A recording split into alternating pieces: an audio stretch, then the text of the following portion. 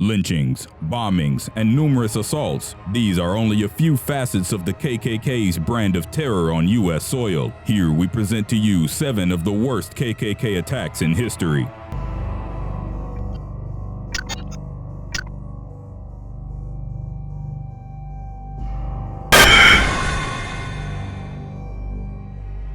Today's video was done in collaboration with World 5 List. More on that later.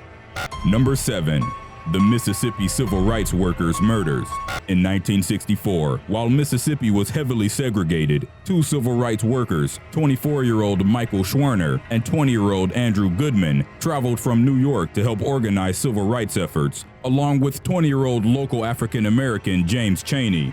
They were working on behalf of the Congress of Racial Equality, CORE. When he arrived in Mississippi in January, Michael Schwerner organized a black boycott of a variety store in the city of Meridian, and afterwards fought for voting registration for African Americans. His acts aroused the interest of the Imperial Wizard of the White Knights of the Ku-Klux-Klan of Mississippi, Sam Bowers, who sent word for Schwerner to be eliminated. On the evening of June 16th, 24 armed KKK members attacked the African American Mount Zion Methodist Church in Neshoba County that Schwerner had previously arranged to use as a freedom school. Although he wasn't at church at the time, the Klansmen beat some of the people present and then set fire to the building. On June 20th, Schwerner, Andrew Goodman, and James Chaney returned from Ohio from a civil rights training session. The next day, June 21st, they went to investigate the arson of the church, but they were arrested by a Neshoba County Deputy Sheriff, Cecil Price, inside the city limits.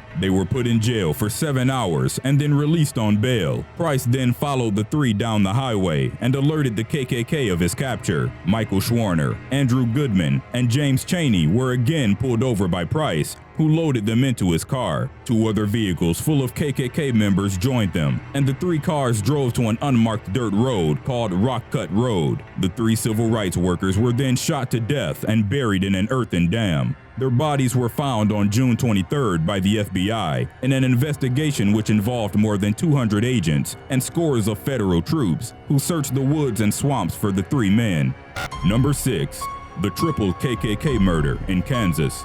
Nowadays, white supremacists are less violent than back in the day, when African American people were still fighting for their rights. Even so, in a more recent case, 74-year-old Frazier Glenn Cross, former leader of the Ku-Klux-Klan, was sentenced to death by lethal injection after he was found guilty of murdering 3 people outside Jewish retirement homes and community centers in Kansas. On April 13, 2014, midday, Frazier Glenn Cross opened fire in a parking lot outside the Jewish Community Center of Greater Kansas City. First, he aimed his gun at 2 men, but both of them managed to escape immediately. Frazier then shot at and killed 14-year-old Riot Griffin Underwood and his grandfather, 69-year-old Dr. William Lewis Corporon, who were pulling into the parking lot inside their car. Afterwards, the former leader of the KKK moved on to his second attack, targeting the White Theater. He was able to shoot several times into the building, but missed and fled in his car. Then, Frazier opened fire at a Jewish retirement community called Village Shalom, killing 53-year-old Terry Lamano. In court, the former Ku Klux Klan leader found out that none of the people he had killed were Jewish. "Jews are destroying the white race. I wanted to kill Jews, not Christians, and I do regret it," Frazier Glenn Cross said during trial. He was sentenced to death and gave the Heil Hitler salute on his way out of the court. Number 5. The teenage girl killed with a crossbow.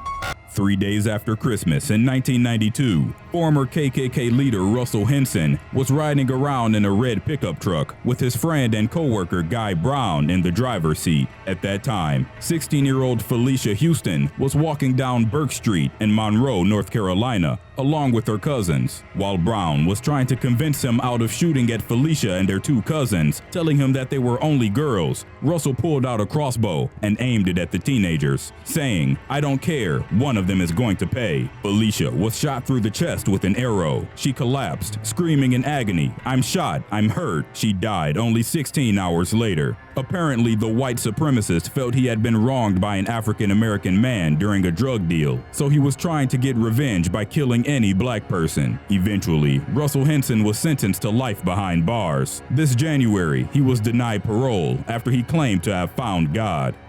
Number 4.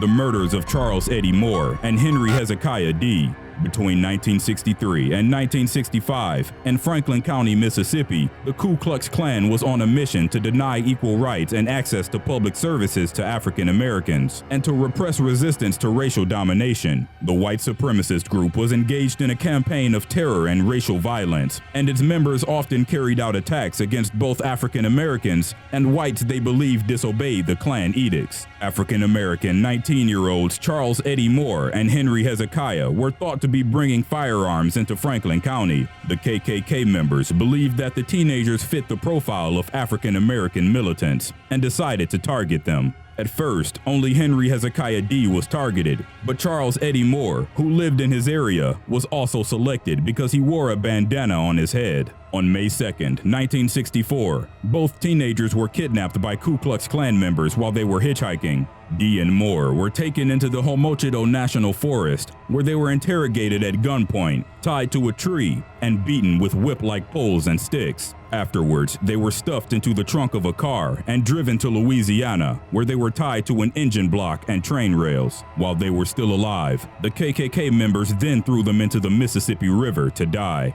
Their bodies were found 2 months later, on July 12th, during the FBI search for 3 civil rights workers that had disappeared on June 21st. In 2007, David Ridgen of the Canadian Broadcasting Corporation produced a feature documentary that told the story of Charles Eddie Moore and Henry Hezekiah D's murders, called Mississippi Cold Case. Number 3. The lynching of Michael Donald. On the evening of March 21, 1981, 19-year-old African-American Michael Donald was walking home in Mobile, Alabama. He was forced into a car by 2 other individuals, Ku Klux Klan members Henry Hayes and James Knowles, who had been hunting him for allegedly killing a white policeman.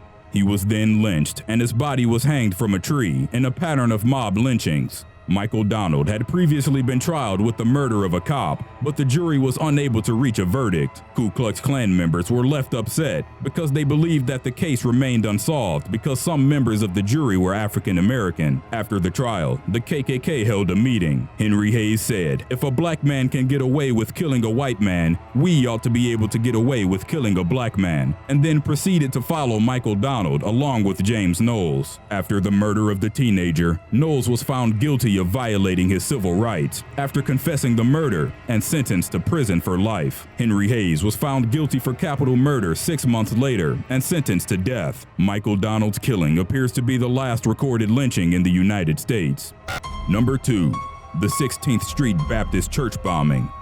In the morning of September 15, 1963, at 10:22 a.m., a bomb detonated in the east side of the 16th Street Baptist Church, located in Birmingham, Alabama. Approximately 200 people were in the building at the time. Many of them attended Sunday school classes. Most of the church members managed to evacuate and make it out unharmed, but in the aftermath of the attack, beneath the rubble, in a basement restroom, the bodies of 4 young girls were found. 11-year-old Denise McNair, 14-year-old Cynthia Wesley, Addie Mae Collins, and Carol Robertson. 20 other people were injured in the explosion. The 16th Street Baptist Church was at the base of many civil rights protest marches organized by Martin Luther King. Ku Klux Klan members had sent multiple bomb threats before, and the explosion on September 15th was the third in only 11 days. Number 1. The Greensboro Massacre.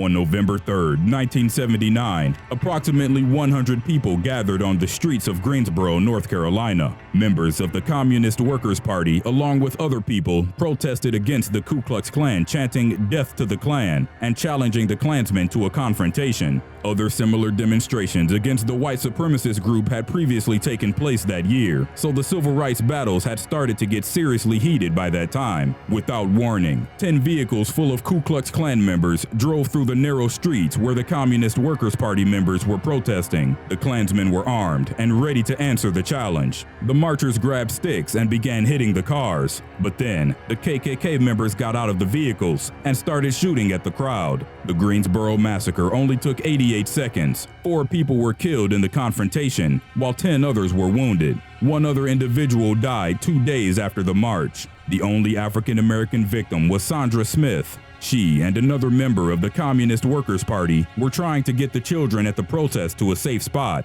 on the porch of a community center. Sandra Smith was looking around to make sure she had gathered all the children when she was fatally shot in the head, just above the right eye. Only 9 people were trialed after the massacre. As they were members of the Ku-Klux-Klan, no African American people were included in the jury. Even so, the 9 men were all found not guilty on all charges stemming from the massacre. In Maryland, a church was vandalized with graffiti reading, "Trump Nation White Only." Now, this may not be the most inviting message from the holier-than-thou community. In New York, 3 Jewish women had a swastika drawn on their door. Another student reported a similar incident involving a swastika and the word Trump written directly under the symbol. And this social division is cause to believe that racist sentiment as a whole is once again rearing its ugly head.